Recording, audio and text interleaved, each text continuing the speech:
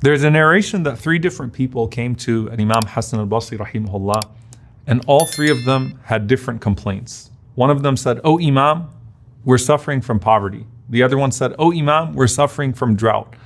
The other one said, "Oh Imam, we're trying to have children."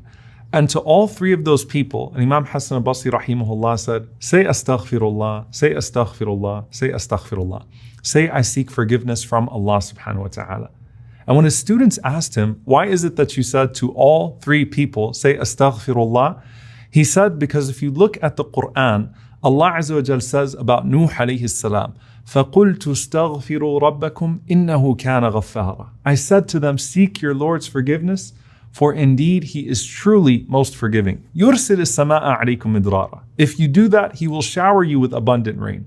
وَيُمْدِدُكُمْ بِأَمْوَالٍ وَبَنِينَ. He will supply you with wealth and with children. وَيَجْعَلْ لَكُمْ جَنَّاتٍ وَيَجْعَلْ لَكُمْ أَنْهَارًا. And He will give you gardens as well as rivers. And so istighfar, seeking Allah's forgiveness, collectively is the key to all goodness in this life. But more than anything that we ask Allah subhanahu wa ta'ala for of this world, it's also our path back to paradise. When Adam alayhi salam, our father, and Hawa, Eve, left paradise, they turned back to Allah subhanahu wa ta'ala in repentance. And Allah Azza wa Jal inspired them with the words, رَبَّنَا ظَلَمْنَا أَنفُسَنَا وَإِن لَمْ تَغْفِرْ لَنَا وَتَرْحَمْنَا لَنَكُونَنَّ مِنَ الْخَاسِرِينَ. O our Lord, we have wronged ourselves. If you don't forgive us and have mercy upon us, then we will certainly be amongst the losers. Now here's the thing, Allah gave them the words of forgiveness. And here Allah subhanahu wa ta'ala gave us the best way to seek forgiveness. And that in and of itself is a sign that Allah wants to forgive you.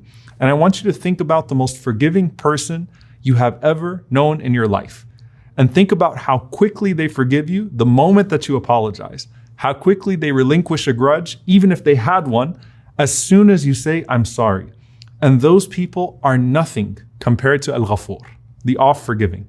All you have to do is say, "I'm sorry," and know that Allah subhanahu wa ta'ala is always willing to accept your apology. Now, istighfar, seeking forgiveness, is just one part of our wholesome package of turning back to Allah subhanahu wa ta'ala. It's essentially an admission of shortcoming that is verbalized. So istighfar is specific to the tongue. Nadm, which is regret, the Prophet ﷺ said, "An-nadmu tawbah," that regret is tawbah, it is repentance. Nadm is how you feel. It's the true remorse that you have on the inside. Istighfar is what you say. Astagfirullah, I seek your forgiveness, O Allah.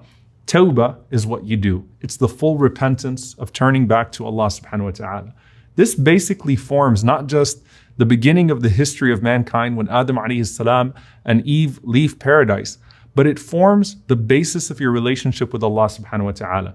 So at the very beginning, Al-Fudayl ibn Iyad rahimahullah was asked, what's more important, to do istighfar or to do tasbih? For us as human beings, is it more important for us to seek Allah's forgiveness or to glorify His perfection?